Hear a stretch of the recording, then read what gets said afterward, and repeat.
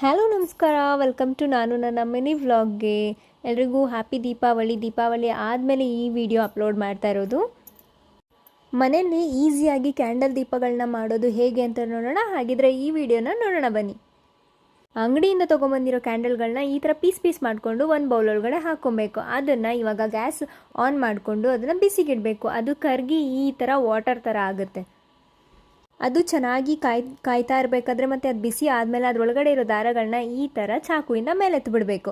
ಅದಾದಮೇಲೆ ಇದರಲ್ಲಿ vanilla flavour ಹಾಕಬೇಕು. ಅದು ಒಳ್ಳೆ ಘಮ ಕೊಡುತ್ತೆ ನಿಮಗೆ.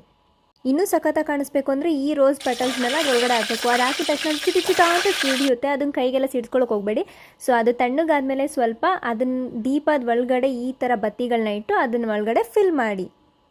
ಕರ್ಗಿಸ್ಕೊಂಡಿರೋ ಕ್ಯಾಂಡಲ್ನ ಈ ಥರ ದೀಪದ ಒಳಗಡೆ ಹಾಕಬೇಕಾದ್ರೆ ಆ ಬತ್ತಿಗಳೆಲ್ಲ ಬಿದೋಗಬೇಕಾದ್ರೆ ನೀವು ಅದನ್ನೇ ಎತ್ತಿ ನಿಲ್ಲಿಸ್ಬೇಕಾಗುತ್ತೆ. ಮೇಯ್ನಾಗಿ ಇದು ನಿಮ್ಮ ಕೆಲಸ ಆಗಿರುತ್ತೆ. ಈ ದೀಪಗಳ ಒಳಗಡೆ ಇರೋ ಬತ್ತಿಗಳನ್ನ ನೀಟಾಗಿ ಕೂರಿಸ್ಬೇಕು.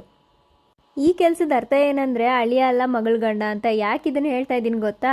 ಸೊ ಅಂಗಡಿಯಿಂದ ತೊಗೊಂಬಂದಿರೋ ಕ್ಯಾಂಡಲ್ಗಳನ್ನ ಆಲ್ರೆಡಿ ಇರೋ ಕ್ಯಾಂಡಲ್ನ ತೊಗೊಂಬಂದು ಬಿಸಿ ಮಾಡಿ ನೀರು ಮಾಡಿ ಮತ್ತೆ ಕ್ಯಾಂಡಲ್ ಮಾಡೋದಿದೆಯಲ್ಲ, ಇದಕ್ಕೆ ಅಳಿಯ ಅಲ್ಲ ಮಗಳ ಗಂಡ ಅಂತಾರೆ. ಅಂದರೆ ಡೈರೆಕ್ಟಾಗಿ ಅಳಿಯ ಅನ್ನೋಕ್ಕಾಗ್ತಾ ಇಲ್ವಲ್ಲ, ಸೊ ಅದಕ್ಕೆ ಮಗಳು ಗಂಡ ಅಂತ ಹೇಳೋದು. ಸೊ ಅದಕ್ಕೆ ನಾನು ಇದನ್ನು ನಿಮಗೆ ಹೇಳ್ತಾ ಇರೋದು. ಸೊ ಹೆಂಗೆ ಕಾಣಿಸ್ತಿದೆ ನಾವು ಮಾಡಿರೋ ದೀಪಗಳು? ಸೊ ಇದು ಆ್ಯಕ್ಚುಲಿ ತುಂಬ ಹೊತ್ತು ಉರಿಯುತ್ತೆ. ಸೊ ಅದಕ್ಕೆ ನಾವು ಈ ಟ್ರಿಕ್ನ ಯೂಸ್ ಮಾಡಿದ್ದೀವಿ. ಸೊ ನೆಕ್ಸ್ಟ್ ಟೈಮ್ ನೀವು ನಿಮ್ಮ ಮನೆಗಳಲ್ಲಿ ದೀಪ ಮಾಡಬೇಕಾದ್ರೆ ತುಂಬ ಹೊತ್ತು ದೀಪ ಉರಿಬೇಕು ಅಂತ ಹೇಳಿದ್ರೆ ಈ ಟ್ರಿಕ್ನ ಯೂಸ್ ಮಾಡಿ. ಈ ರೀಲ್ನ ಸೇವ್ ಮಾಡ್ಕೊಳ್ಳಿ.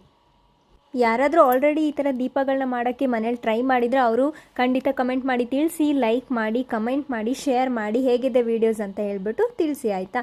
ಎಲ್ರಿಗೂ ಇನ್ನೊಂದು ಸರಿ happy Deepavali. Thank you so much. Bye.